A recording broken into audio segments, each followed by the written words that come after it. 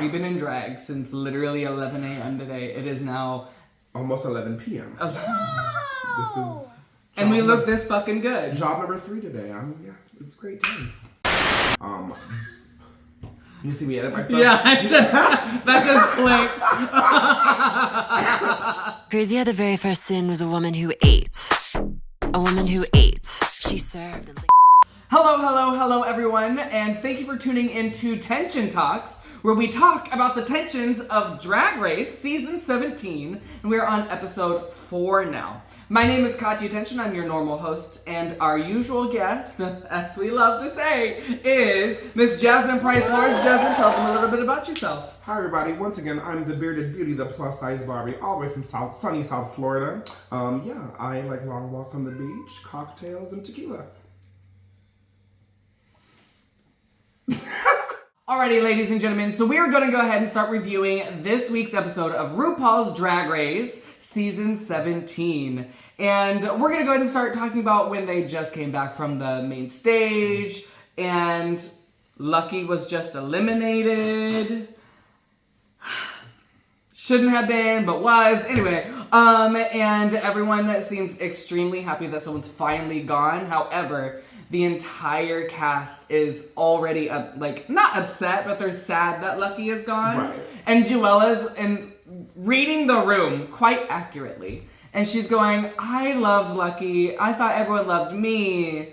I'm starting to get the feeling that the girls loved Lucky more than they loved me. And I was like, facts. You were correct. It's the cutaway to Juella, like. And then she turned lip syncing against her and sending her home, like that was tough. And everyone was like, but Lucky. Yeah. And then after that, it's very clear that everyone on cast thinks that Ariete should have won. We do have the slight remarks and someone asking, and she's like, I mean, it is what it is. You won, girl. Justice for Ariete, dog. Yeah. I mean, stunning, beautiful, obviously, I think undeniable. And then also, so you just lost this challenge that you thought you had in the bag because you should have thought that. You looked amazing. And then you also lost your little boy crush of the season in the same episode. It's been a rough night for her. Yeah. Dang, she ain't going to get it in before she gets eliminated. Well, she might have. We don't know. So the next day, we find out that the challenge is they're recreating old, iconic justice moments, basically. Iconic conflicts like Tamisha and Mon against Candy Muse. How shady and hilarious that mysteriously the 2 white girls on cast got the 2 ethnic women of color scene. I was like, we're just gonna go real left very quickly. And I was at the bar gagged. I was like, ooh, let's see how this plays out. I cackled so much when RuPaul said, Lydia, you will be playing the part as Mystique Summers. I said, let's watch it. I'm glad that they prefaced the challenge after everyone got their assignment saying, we are not asking you to recreate these scenes. We are asking for inspiration from these scenes, make it your own. And then I was like, oh, thank God, she's saved. Maybe. Our next pairing, Jules and Ariete, I think they were going to be a good match. I did agree. And then Sam was nervous to work with Acacia, reasonably. And then after that, Lana and Lydia are actually going to be working together, and they realized they were going to be doing country, which I'm sorry, maybe it's the white girl in me. I'm not afraid of country. I'm not afraid of rock. I'm only slightly scared of rap. Country isn't that bad. I don't think it's necessarily that it's that bad. I would probably be concerned if I was given country because it's a hard sell. If you like it, you like it. If you don't, but it's a hard sell. Where you can hip hop and rap, usually more of an upbeat. Yeah. Even on your nerves, R&B. It's soulful. Something to pull from. Country can be very hokey and okay. I think it's easy to overlook. So you have to work harder to sell it. I don't know. If I were there, if I knew we were doing an improv-ish challenge where we are producing commercials, I would hope to have country, because you're right. People either really love country or they really hate it. So why not make fun of it so everyone on the entire spectrum can laugh? it is the easiest genre when it comes to comedy. Okay. Because it is the punchline of every music joke. Katya has a game plan, and that's what's important. And then Joella is worried about doing gospel. And Rightfully so.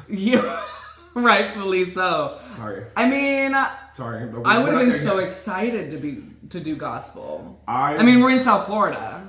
I would have been living my best life. I'm like, I'm about to win this challenge, but also I have a different skill set. Yeah, I would have been so excited. She's older. Obviously. Not country, gospel. I would have been so excited. I would have pulled on the muses from Hercules energy. I would have so bad. Oh yeah, it would have been Junior Minge season 7 finale number. Mama's about to bring it home. There you go.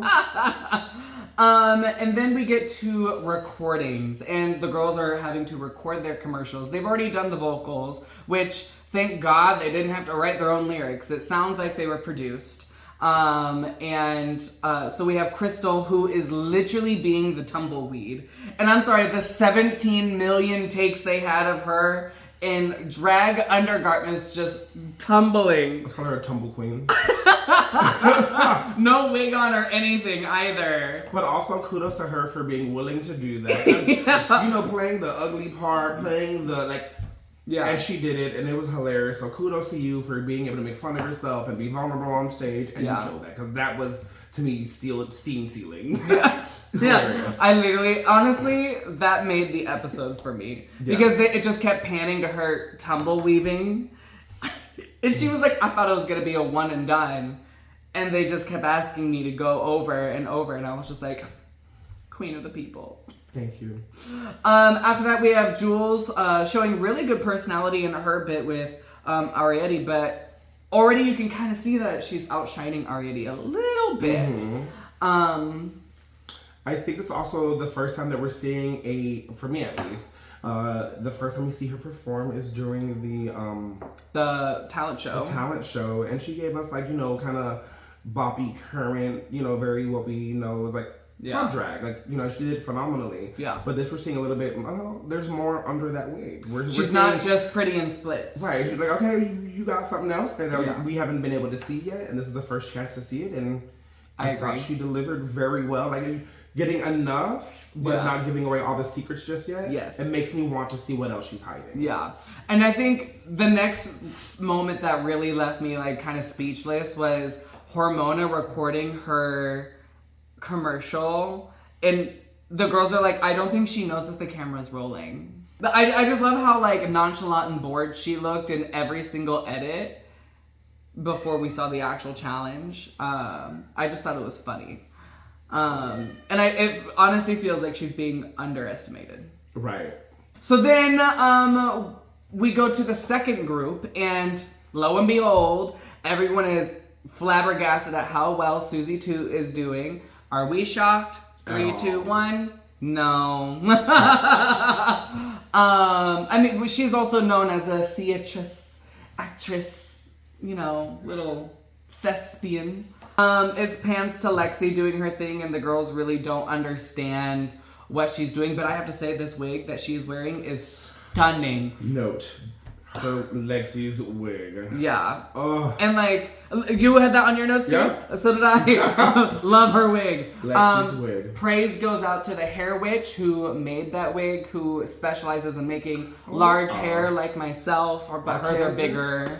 Hair witch. Yeah, hair witch. Speaking of hair, if you like today's hair, both of these are made by myself, Katya Tehnsion. So, if you are a up-and-coming drag queen, or just a drag queen in general, and you want some hair, you can go ahead and message me on these pages. Or just a man in a wig like me. Next up, we do have Corey King, and the girls also are not understanding Corey's setup, and it just feels so frantic in the setup. She has all these ideas, and they're 1,000 ideas that are very vague. Yeah, it felt like she had a thought and didn't know how to get it there, so she was just throwing everything at the wall. Yeah. Till something worked. And I don't think we ever saw it work. We'll I get to think that I part ever saw it soon. work. Yeah, it's But, mama. Yeah. So now we're on to Elimination Day. The girls walk back into the workroom, and Lexi starts talking about her struggles growing up in drag. Basically, how drag became a necessity and it helped her survive. And that is part of the older generation. A lot of us had to do drag to survive. I didn't have to struggle to the extent that she did. So we need to give you your flowers.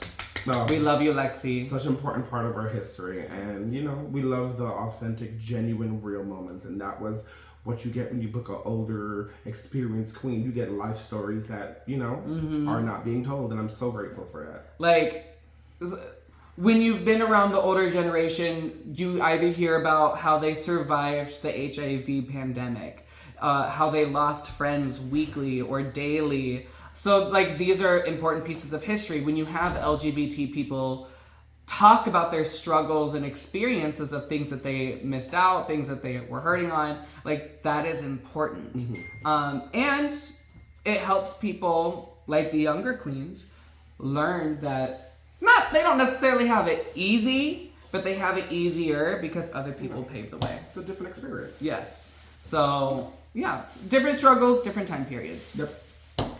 So before we get into today's runways, we always have a little grading scale of how we like to rate the queen's looks. So if we really like the look, it's a yes. Absolutely yes. If we hate the look, it is an absolutely not. No ma'am, it's a chop. No. Or as she likes to say, it's a no for me, dog. It's not for me, dog.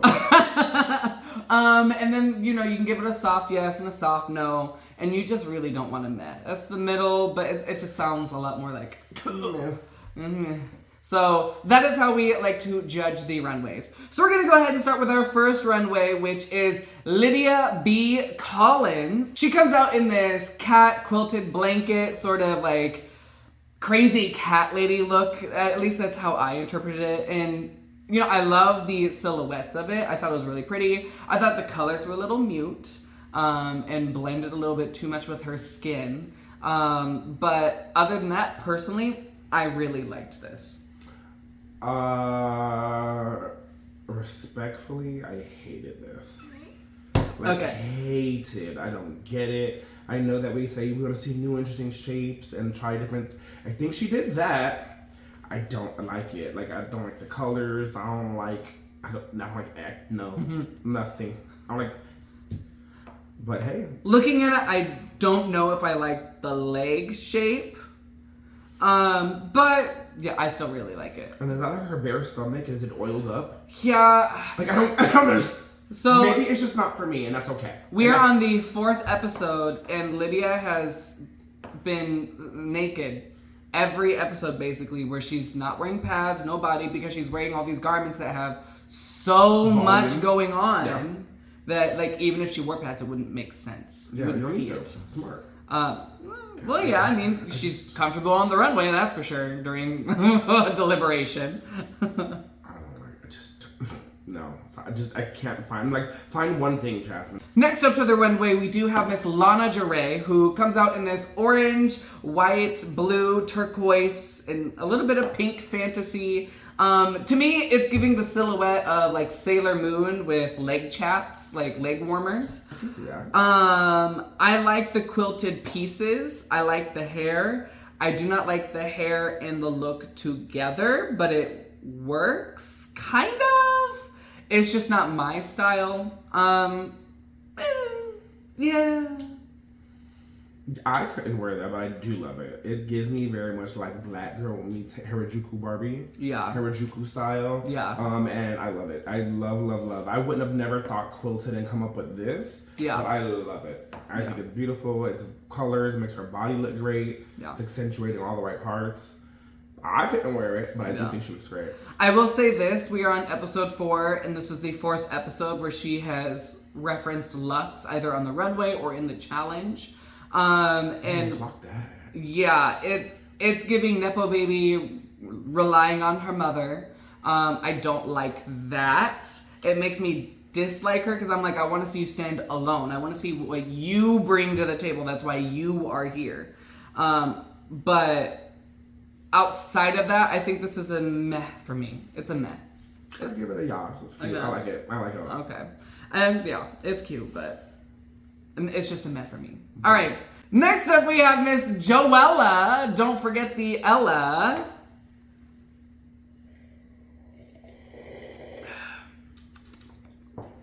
Oh, that coffee's strong. It feels like Joella just really wanted to make a statement.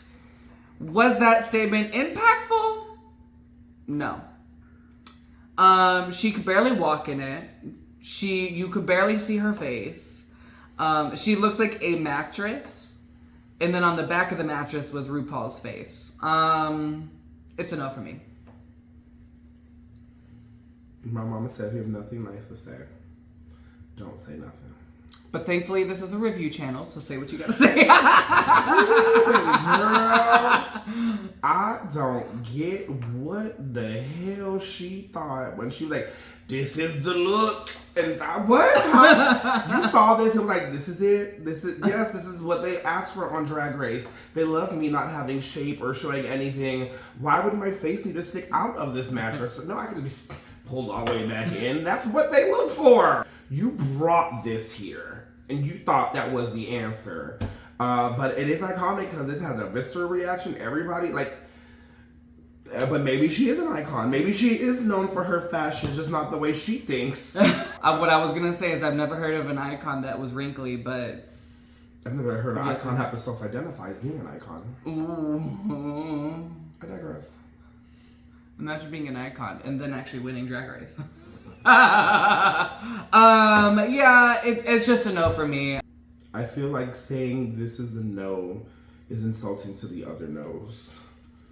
I want to like. Do you think this is gonna get the golden boot of the season? Oh, so far, I far. want to light this on fire.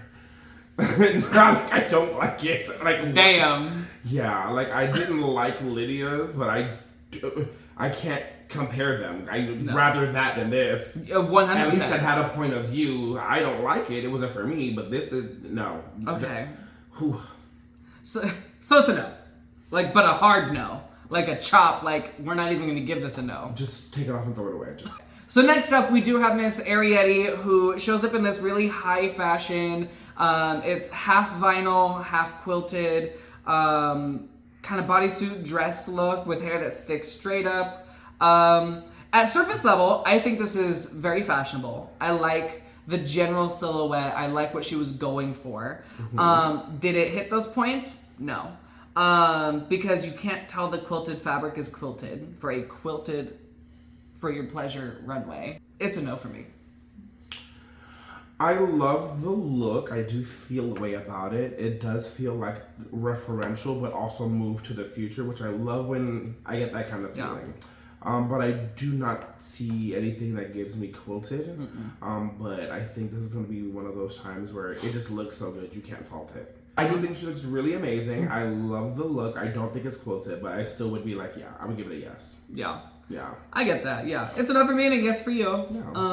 Wow, I don't think we've ever disagreed on looks this much in an episode so far. We've had opposite opinions. Well, that's what fashion and art should do. It should give you feelings. And this gave me a lot of feelings. I like it. So next up to the runway, we do have Miss Jules Sparkles, who shows up in this really beautiful blue leotard with a bustle kind of silhouette. Very quilted. Love the hair. So whoever made the hair, kudos to you. But as for the look, it's a yes for me. It's a simple, very clean yes. Yeah, no, I don't have much to say. It's a yes. She looks good head to toe. Looks put together well. The makeup complements the look. She's not distracted. She's showing us a lot of and I'm falling in love with her little by little. And I think this is a phenomenal look. I do also thought it was funny that this was the same kind of color blue as the last challenge where Sam Star. The royal blue look. Yeah. But yeah, no, I think it's beautiful. I think she looks absolutely stunning. My only hesitation for the season so far is this is the third time she's shown us this exact silhouette. So I'm nervous to see what's going to happen in the future. I hope she does change it up a little bit because Michelle's going to say something.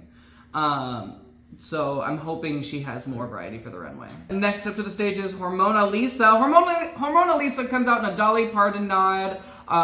You know, the true colors kind of look. I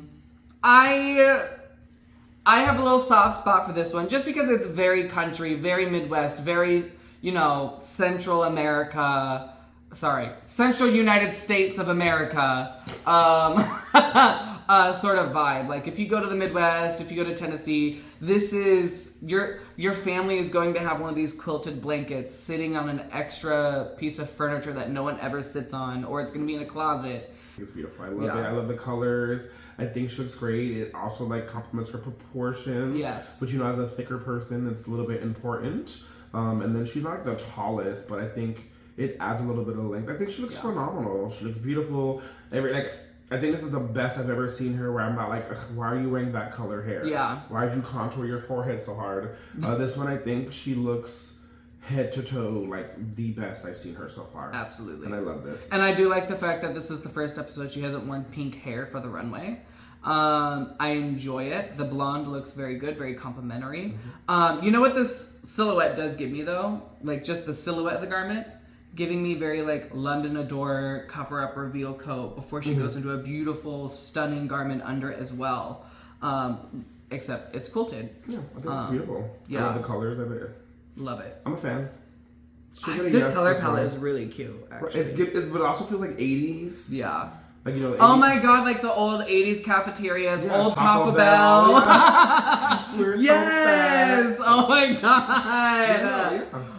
Yeah, so this is for sure like yes for me. For sure. Okay.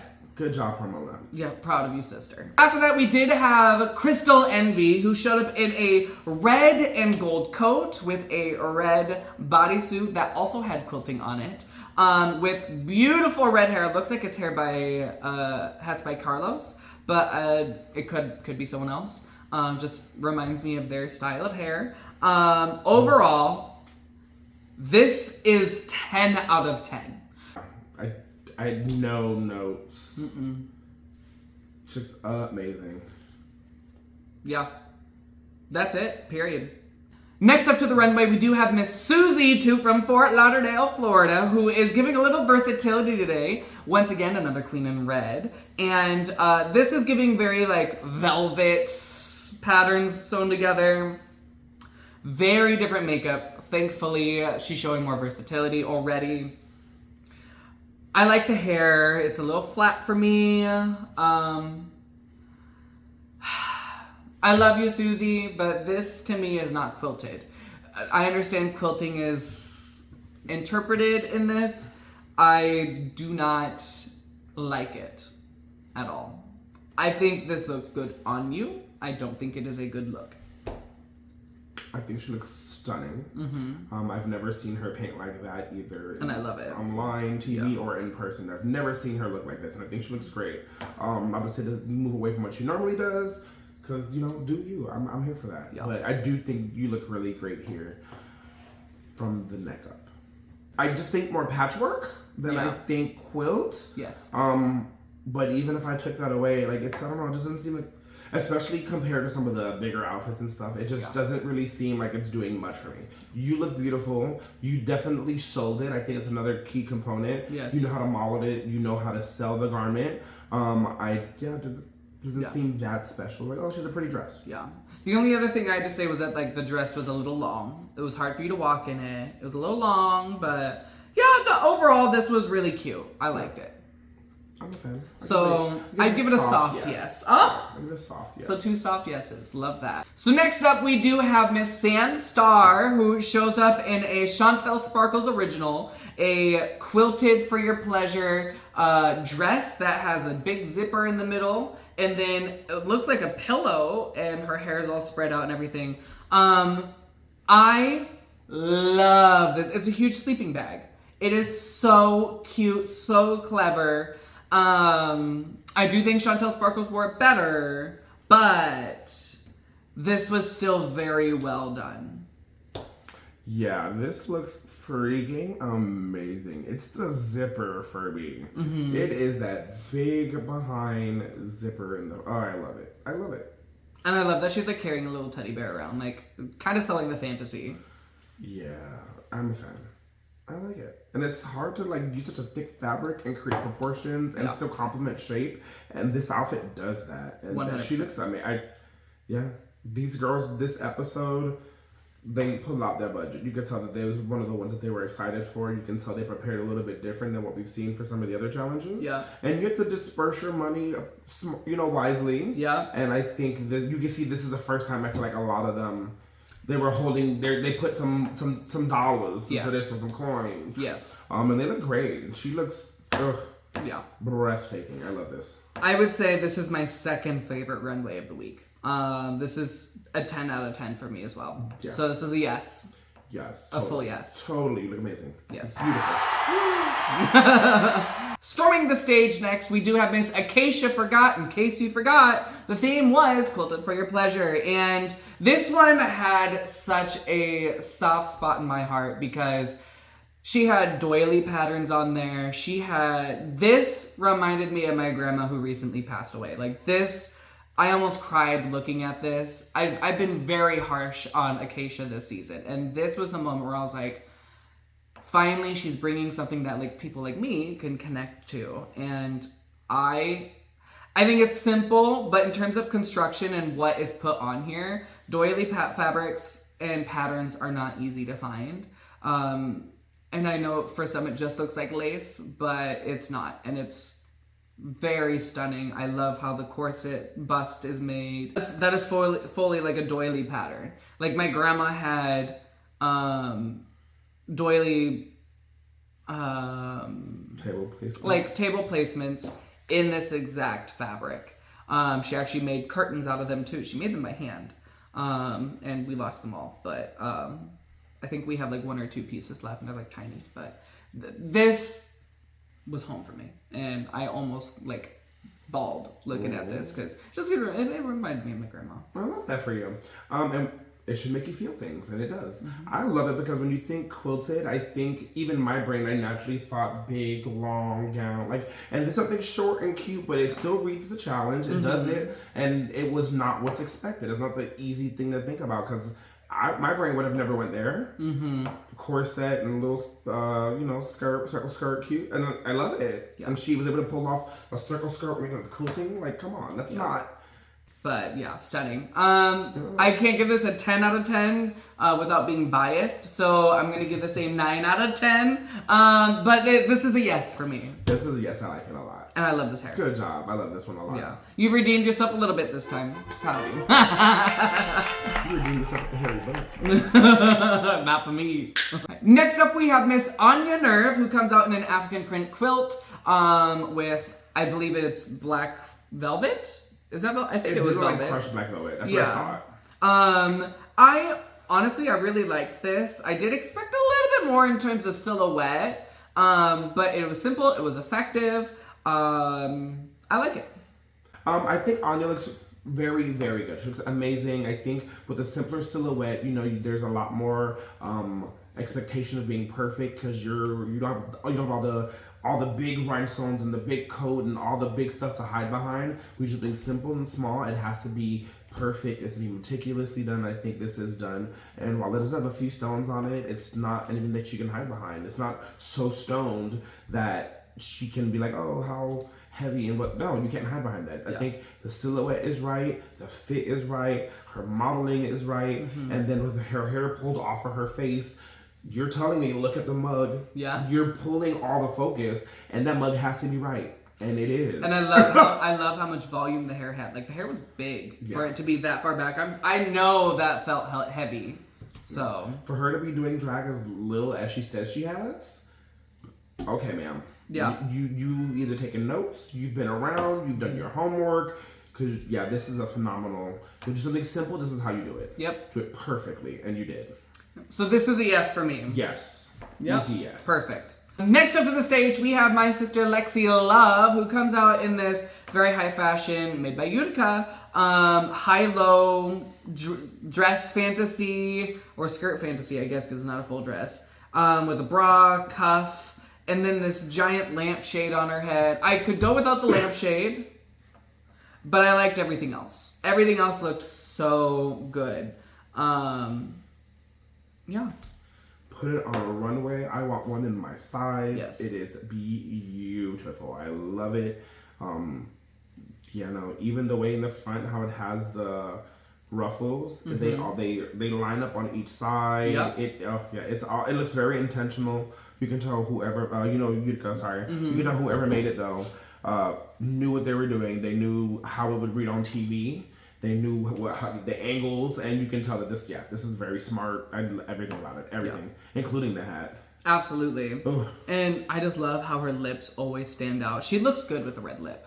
So good with the red lip. Her tiny little, her little nose, it's so small. I love it. Oh, she's gorgeous. Yeah. I just love how smart this was too. Like this was very like Avril Lavigne. Avril Lavigne. Like that's kind of like what the look gives me, except quilted. So yeah, it's a yes. Yeah, it's a yes. I mean, yes. Next up, we have Miss Corey King coming out in a 2-piece quilted piece thing with Abu's hat from Aladdin. And it's a look. With pleather panty Spanx. Is that pleather? I don't know. It don't fit. It don't fit, that's for sure. And then when she turns around, her her chest plate is lifting, and the shoes don't match. This is enough for me. Yeah, this is maybe if I saw you performing at a bar, I wouldn't be bothered by it. This is a Thursday night look. Yeah, but I don't understand. The fabric, I can't tell if it's like a printed, like African print. Is it like it looks like a checker royal? piece. Like a red, white, and white. Red, black, is and it like white. Renaissance-esque? Yeah, with tassels. I think she looks okay in the face. I think she's pretty. It's not the best we've seen her. I don't think she looks bad though. She is another one of the girls who her mug has been sitting all season, so you can tell that something just feels a little different. Which we all have those days, so it's okay. The shoe choice with this was wild. I don't understand. If you're gonna do a gladiator heel, have a gladiator heel, like all the way up.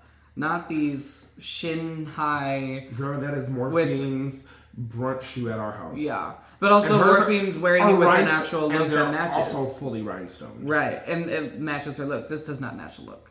Yeah, I don't know. Yeah, this choices were made. Yeah. And I know your sister made this for you, Miss Plain Jane, and I love her. She's super sweet. But yeah, this doesn't highlight either one of you very well. Also, I hate to point this out. Her tights and her chest are a darker skin tone than her arms and her face. And that, for some reason, is bothering me in this picture. But also, I've seen that with 1,000 queens across the country, so... yeah, it's enough for me. Yeah, no, I mean, I since episode 1, I've been a hardcore stan. I fell in love with you, but it's hard to say this, but yeah, this is a no. I don't...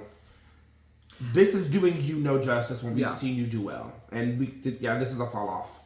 But hey. I think what I also don't like is that she's wearing one of those braided high ponies, and the pony portion is under the hat. So it literally looks like you're wearing a bus driver wig with this hat over it. And damn, missed opportunities.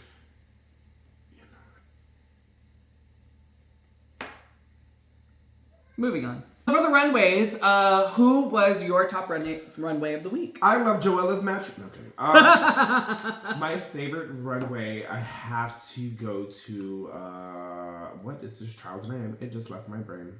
Not Sam Star, the other white one. Crystal? Yes. I have to go to Crystal. Envy, it just speaks to my soul. It looks great. Her skin tone, she has the right amount of red. It can be easily over. I don't know. It feels like one of the most perfect things to see a contestant on their first go run in Drag Race too. Because we've seen other greats come back and deliver this level. Yeah. So for her first run on Drag Race to deliver this, that is, I think she looks beyond perfect. I would agree. She was my top runway of the week as well. Crystal Envy, you looked stunning from head to toe. A very close second place was Sam Star. But Crystal, you really took the cake with it this week. Congratulations. Okay. All right, so now we are on to the commercials of the episode. So we're gonna go ahead and we're gonna start, and we're just gonna go in order of the commercials. So first up, we have Lana and Lydia, who had the country. I thought it was super funny. I laughed. I think Lana surprised me with as much personality she had. Right. But overall, it was really, really good. Yeah, I liked it a lot. I thought it was safe. It gave me good. Yeah. I enjoyed it. I liked it. It was cute. And then after that, we had Joella, who did gospel, or attempted to. This was awful. I did not like where this was going. It had no peaks, no valleys. And, you know, when you're doing gospel, there needs to be a peak and a valley because, you know, God knows bounds. It was very flat. Oh, my other thing is, she could not lip sync those words to her own gospel number to save her life. Her words were all over the place.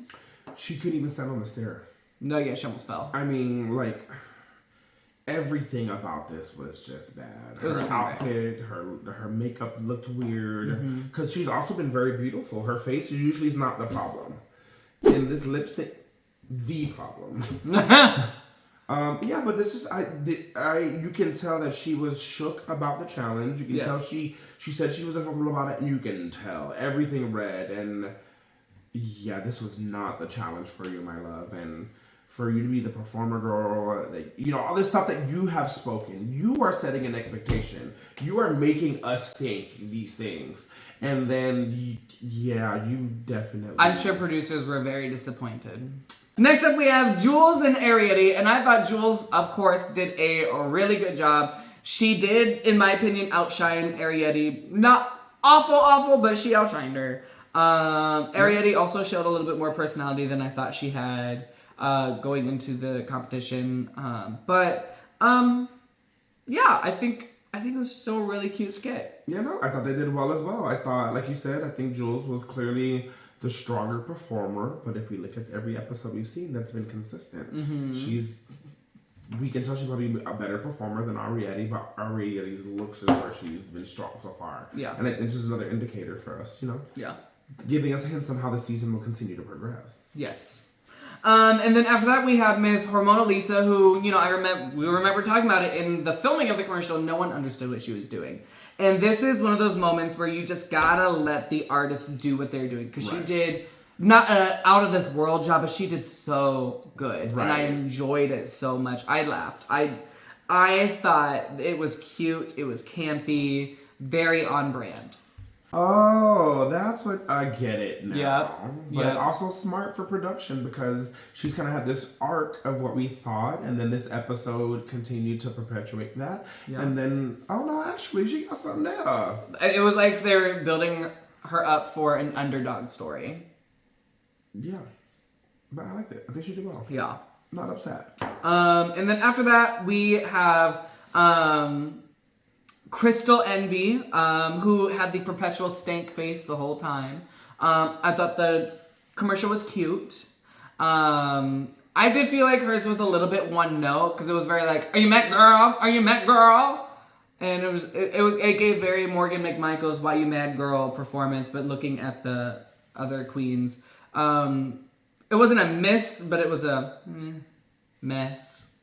Yeah, I agree. This wasn't one of my favorites of the night. Yeah. It wasn't the worst thing we've seen. I think at this moment, you're in danger. I think based on where we're at so far, what we've watched in this episode, up to you, you definitely should be a little worried at this moment. Yeah. But it wasn't the worst. Yeah.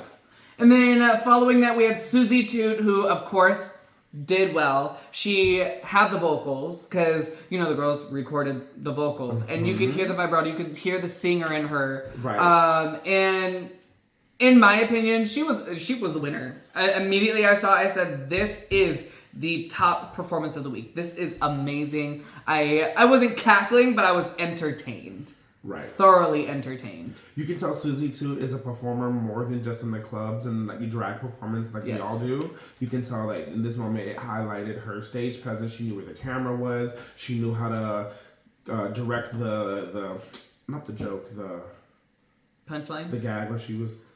Oh, yeah. The prank, the gag, the stunt. Yeah. You can tell her experience from all different types of performance that she's done really spoke loudly here, right? Yeah. You saw her sing and dance more than you do like at a regular bar or club event. The way she was directing her scene, she knew where her camera was, where the lighting was, how to manipulate the couch to do the prank. Or, I thought she did great. And you can tell her experience from the different things that she's done, and she's being able to put it all into work. Yeah. And that's going to work in her favor because, like I said, she's a smart girl. Yeah. And she's going to use every little trick that she's learned. She's a smart little cookie. Smart little cutie. And she also wore hair by Mugs by Chris, a local queen here in South Florida. Mm-hmm. So we love seeing the queens support the queens. Hello. And yeah, no, overall, amazing. Yeah. Moving forward, we did have Sam and Acacia Forgot, and I thought it was a very safe, cute. It wasn't out of this world. It wasn't a train wreck. Nope. I just wanted more. It just wasn't. It wasn't as good as, especially following Susie. It just wasn't. Yeah, I was gonna say watching it was like, oh, you get the bad hand to go after Susie. Yeah. She was so strong. Yeah. But also standing on its own when I watched it again, I was like, oh, it just also wasn't. Yeah. That. It was alright. Yeah. So even if you went before Susie, yeah, it wouldn't have done you no justice. And then following that, you go from not like a low peak, but a little dip into another high point in the night, which was Anya Nerve, who did such a charismatic, very Tommy Ross, very old school pageant ballad with the eyes, the facial expressions. She knew exactly how to move her body. And she wore those kinds of lashes where, like, they're not the traditional 301, so, like, you don't have the spikes and everything, but when you close your eyes and then you open them, it's like a shutter. And it's like the lights turn on. Yeah. And she just did a really, really good job. Yeah, no, she killed it. Like I said, everyone should be put on notice. She's not going to be the one to lip sync against. Mm-hmm. The way she delivers words and understands them and can emote them, that is not an easy thing to do. And she just showed you all. She can stand in one spot and deliver. Yep. And yeah, y'all should be worried. Yeah. And so, like, when I was saying that I thought Susie was the best at that point, I immediately had to change the tone. I said, Anya's going to win tonight. I was like, ooh. Hands down. Dun, dun, dun, dun. It's Anya's night. Yeah. And then following that, we did have Lexi Love, who, I thought was cute. It was funny. I liked her hair. Yeah, her hair was really nice. I liked her hair. Yeah. I did want a little bit more from her. She had a very clear vision in her head. She executed that vision correctly. But I thought I was missing something to take it to the next level. And if she would have done whatever it was to take it to the next level, she probably could have been a contender this week. But she was safe for me. Yeah, I don't know what it was. I was like, huh. I don't. You said something. I don't know. Mm-hmm. I was kind of like, okay, man. Yeah. Yeah, but I love her hair. She's beautiful. It just didn't. Yeah. I don't know. It just didn't speak to me. And then last but not least, we had Corey King. And as my notes say, confused. ... Okay.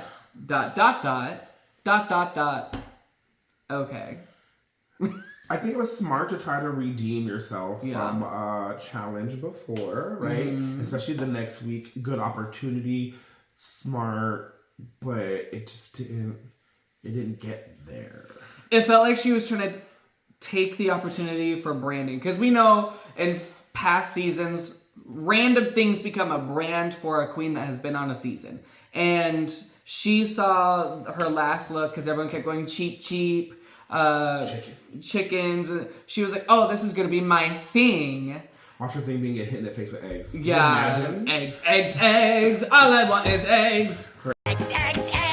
All I want is eggs. Eggs. All I want is eggs. Eggs. All she wants is eggs. I think she focused on the wrong thing to be a brandable moment. Was it smart for her to try to do and try to, go after? Yes, but it just fell short. I think her idea was just so abstract. And not even abstract, just so out there. Right. Yeah, no. It was a miss. It was a swing and a miss. Yeah, big swing and no. No, sorry, boo boo. Yeah, that part. So now we're gonna go back. So our top queens of the week are Anya Nerve, Crystal Envy, and Susie Toot. Would you agree? Yeah. Yes, I do think it's appropriate. I would have replaced Crystal with Hormona. Okay. Yeah, but I think Crystal got on there because of her runway. I think it threw her over. It definitely. Yeah. Yeah. And then our winner this week was Anya Nerve. Congratulations. That was correct, 100%. Yeah. This is our second win, by the way. Go ahead. 2 episodes in a row. Go ahead. Who would have thunk? RuPaul. Who would have thunk it? I would have thunk it if I was her. I would have been like, and I know. Idiot. And then our bottom queens of the week are Joella. Yes. Surprise, surprise. Corey King. Yes. And then Arietti. Yes. I don't know anyone who I would have put in that position. I think the bottom 3 were the bottom 3, and Arietti ended up being safe. And then we did have a lip sync battle for your life between Joella and Corey King, and it was 2 buttons. Joella did not know the words to Snoop Dogg's part. And Corey devoured her. This was the Corey King show. Right. And Joella was there. Joella was an audience member who got up to try and perform with them because they thought it was a really cool number. Like, that's how it felt. Yeah. I mean, no. Yeah. I didn't like it. I don't think she did well.